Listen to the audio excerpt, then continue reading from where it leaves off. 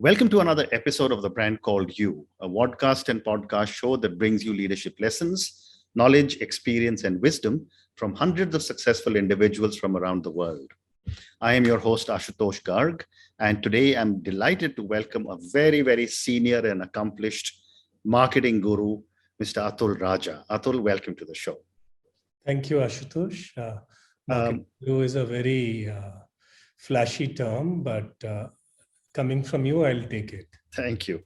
Atul is the EVP Global Marketing of the Wadhwani Foundation. He has been awarded for his marketing initiatives several times. So Atul, let's start with the Wadhwani Foundation. Tell me about the work that you do. Yeah, in a nutshell, Ashutosh, the Wadhwani Foundation is a global not-for-profit. It actually has been in this field for more than 2.5 decades now. And it works to create high-value jobs. That's the mission of the foundation. Right. And it does it through large value initiatives, large-scale initiatives in the fields of entrepreneurship, in the field of developing small businesses, innovation, and skills development. Its endeavors are common across these parameters in emerging economies of around 20 countries across 3 continents of Asia, Africa, and Latin America. And, as we speak, the foundation expands to many more countries. Okay.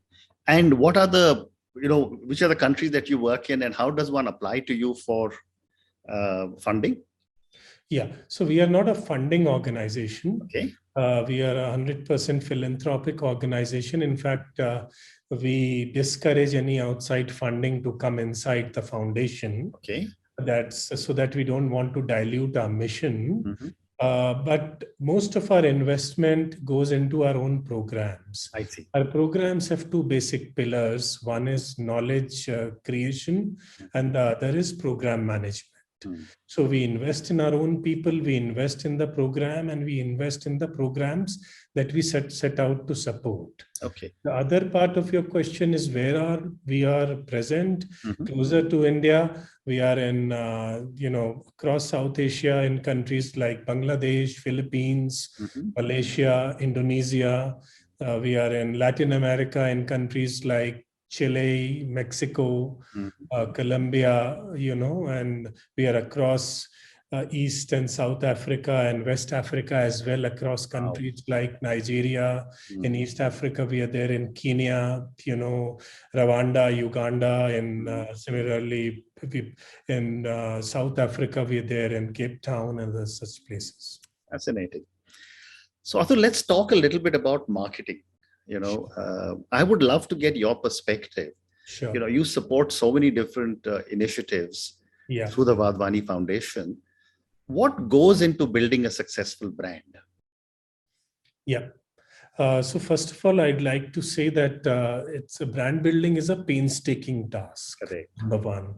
Number two, it's a never-ending journey, right? So lots of things actually go into building a brand, and you need to continually rewire your efforts as the time changes, as the market dynamics change. So there are lots of parameters and lots of activities that one has to entail. Now, for the benefit of your viewers, I can just bucket them into 3 categories. The first one actually is brand diagnostics, right? Where it's all about a brand discovery journey, where you ask yourself 4 simple questions, like why does the brand exist, first of all, right? The second is, why should people actually care about your brand? You ask simple questions. Then there are a couple of whats as well. What differentiates the brand? What does your brand is? What is the problem it's trying to solve, right? So once you answer these questions, then the brand diagnostics is all about developing a very close understanding of the internal and external ecosystem that your brand seeks to entail. Okay. Like, what is the competitive landscape? What is the target audience profile? What are the market and category trends? What is the brand SWOT? What is the brand voice? What is the brand story? A brand story in terms of the cohesive narrative that you want to develop, right? And once you do this brand diagnostics, then you follow it with two other steps.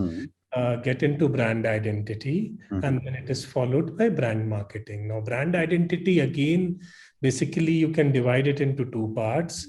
Very critical component of brand identity is to get into the brand mission and vision, right?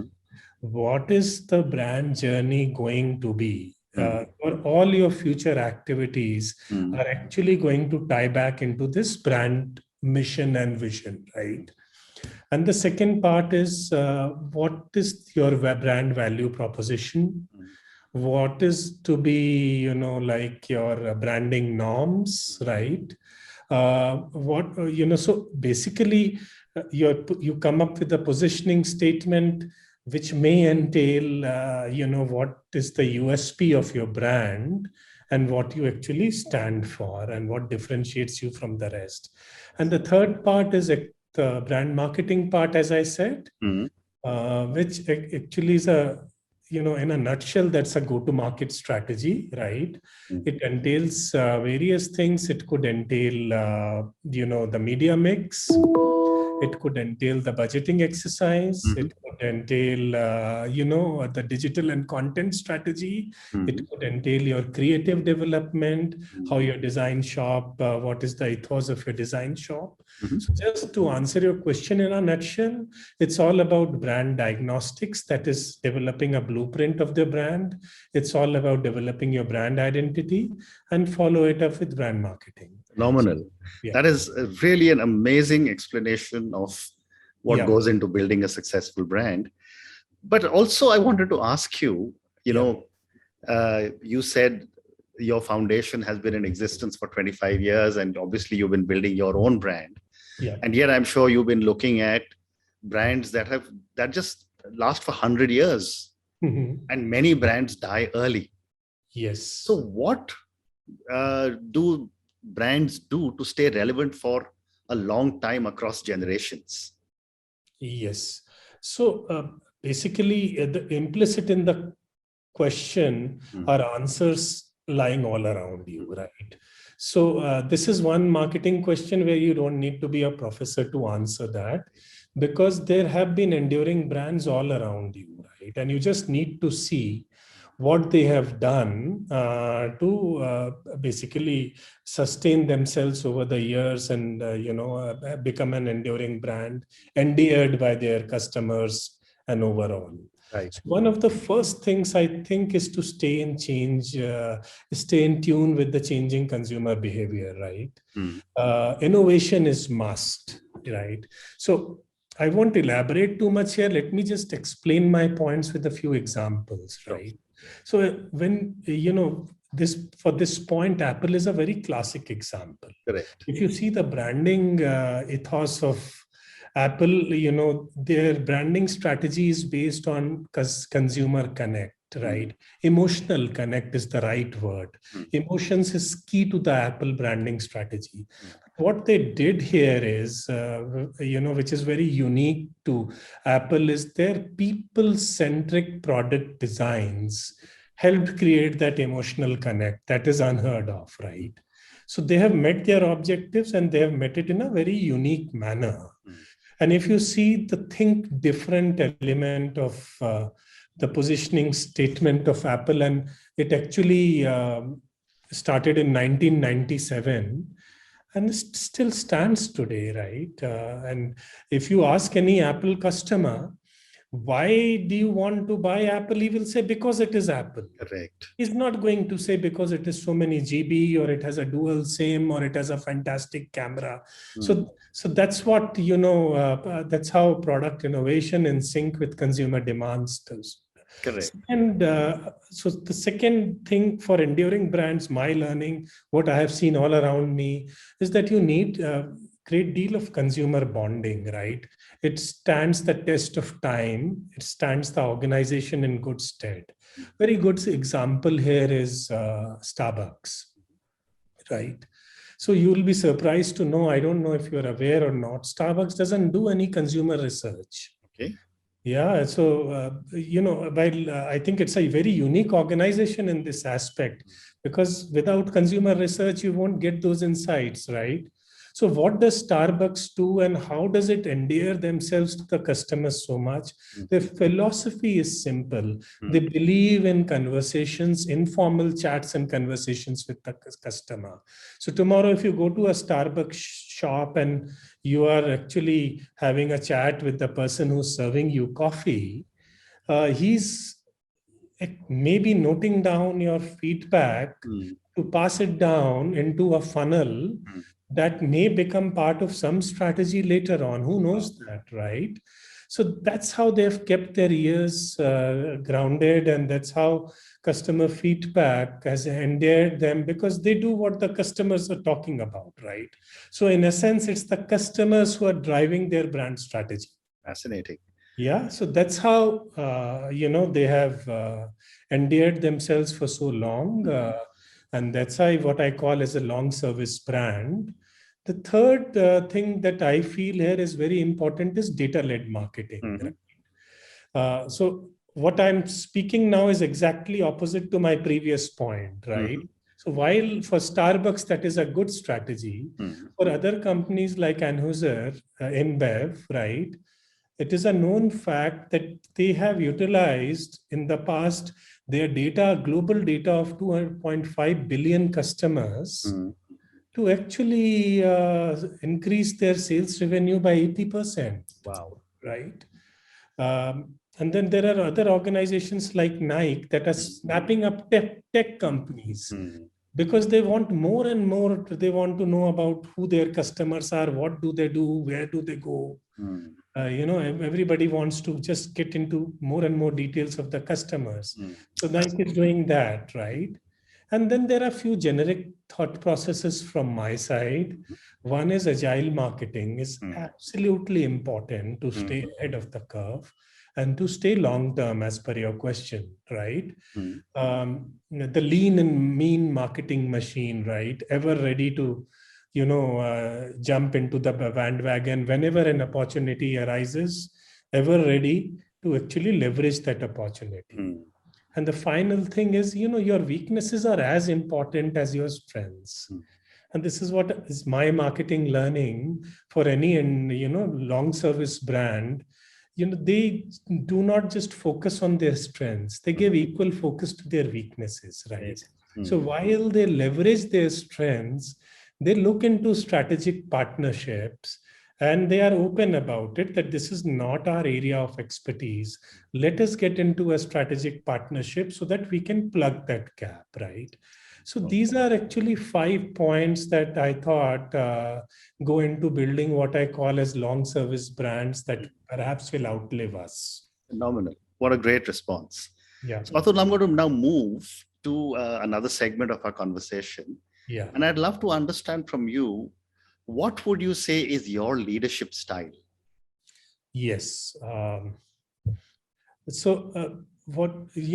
you were not going to get in any textbook. One of the first things that I feel, and this is, I have learned by fine tuning my approach over the years, and you cannot perfect a leadership style. That's what I feel. Correct. But one of the things that I personally do is to lead from the front.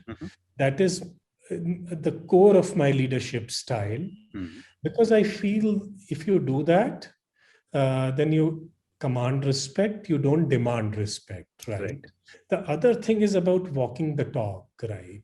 If you walk the talk, not just for the team, but for the entire organization, I mean, you are developing confidence in yourself.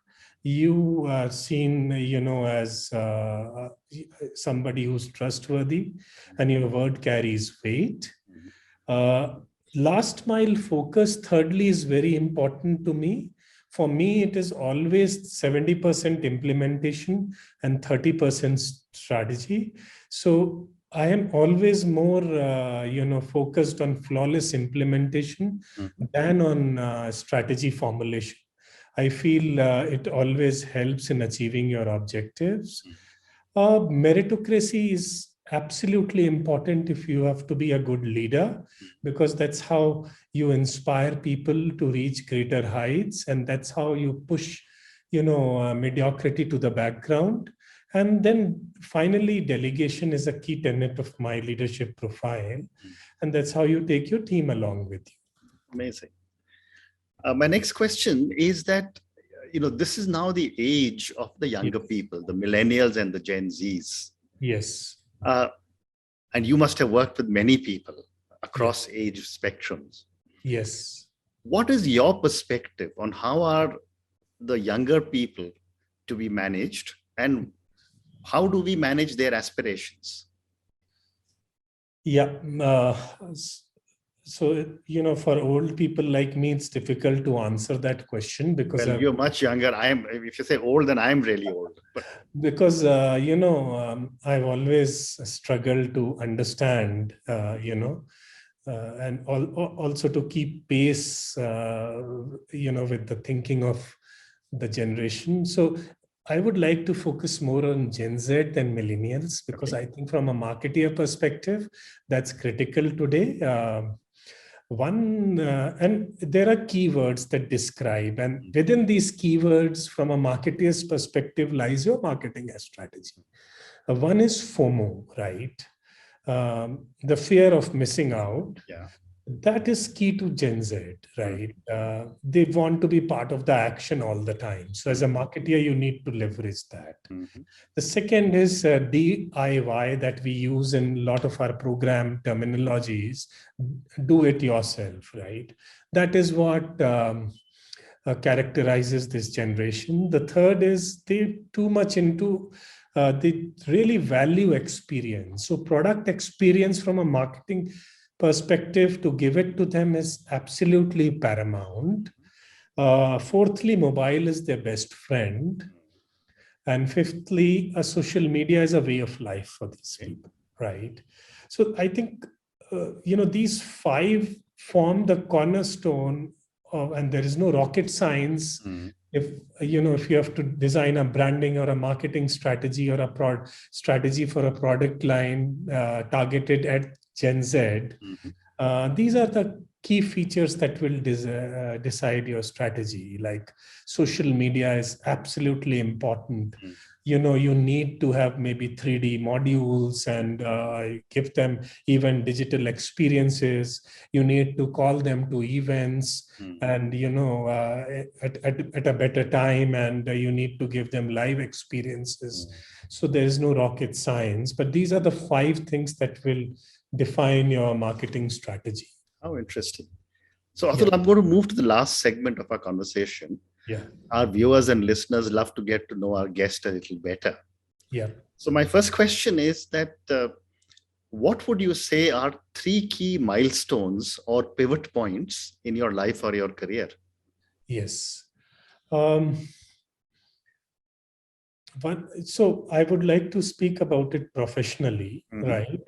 So one of the first things that come to my mind from a professional angle is that I have constantly moved out of the comfort zone. Okay. What many people don't do. So I'm totally sector agnostic.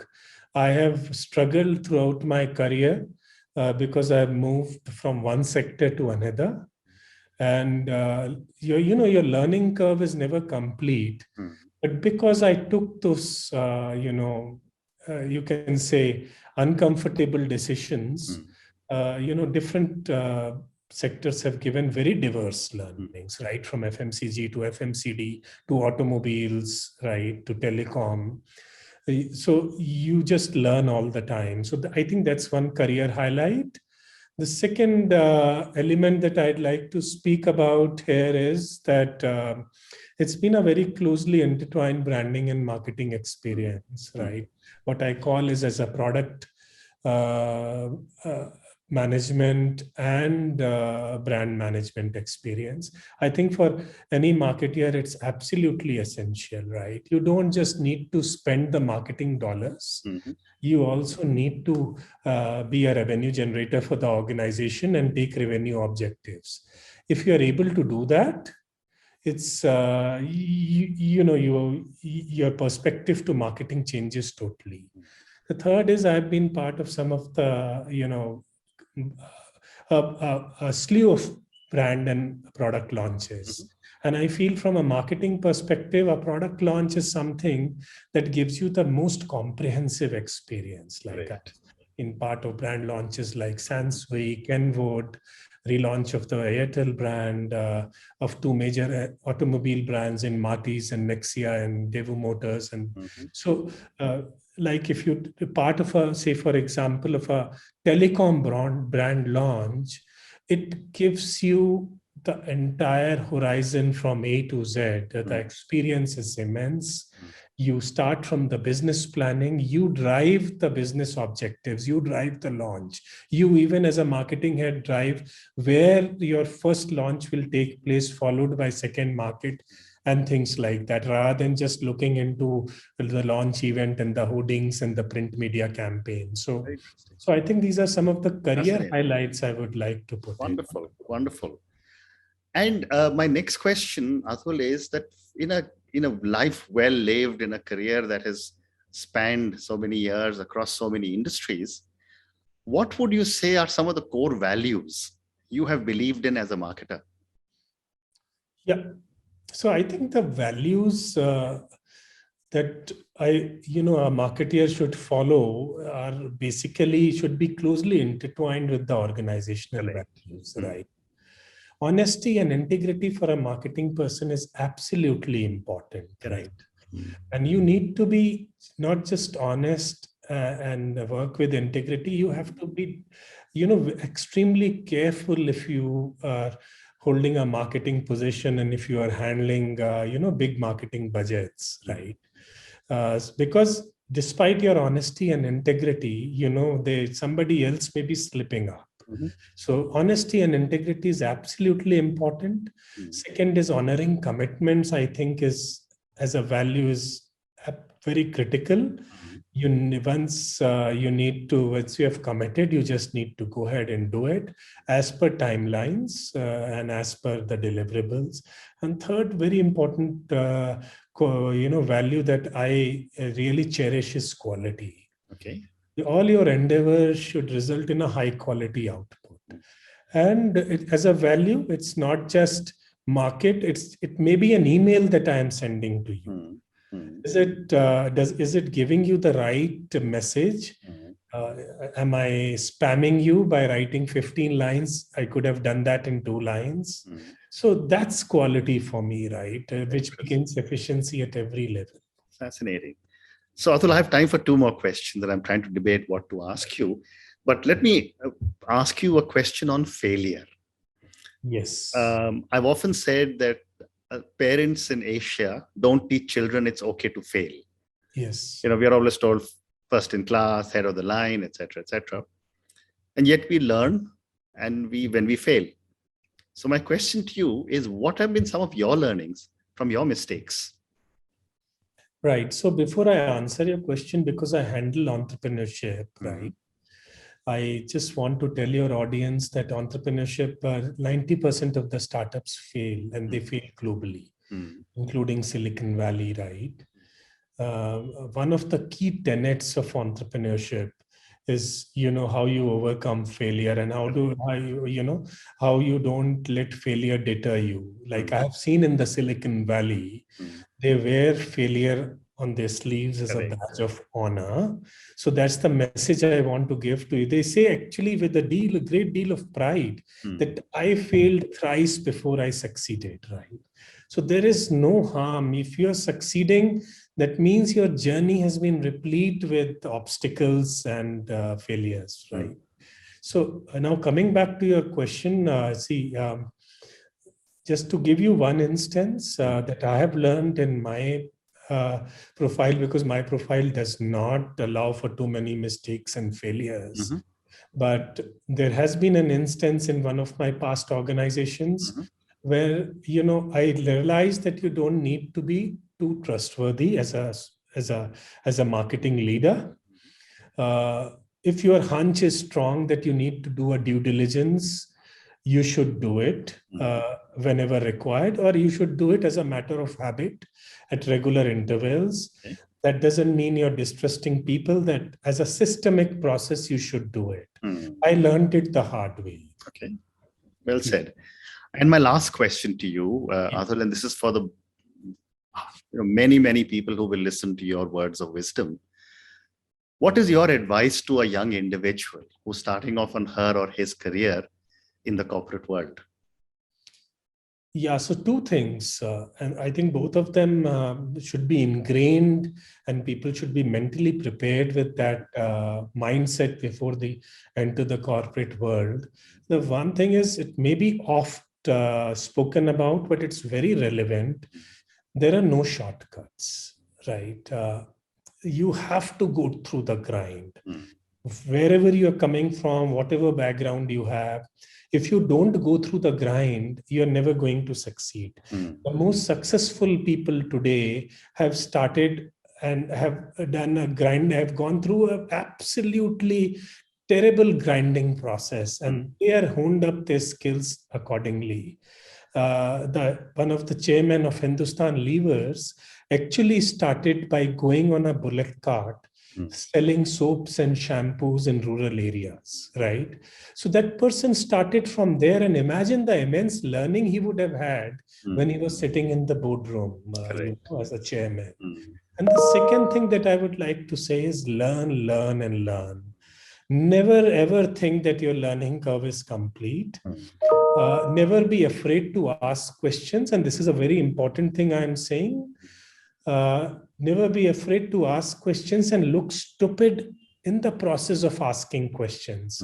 Because tomorrow's stupidity, today's stupidity may be tomorrow's wisdom for you. So don't be afraid. How nice.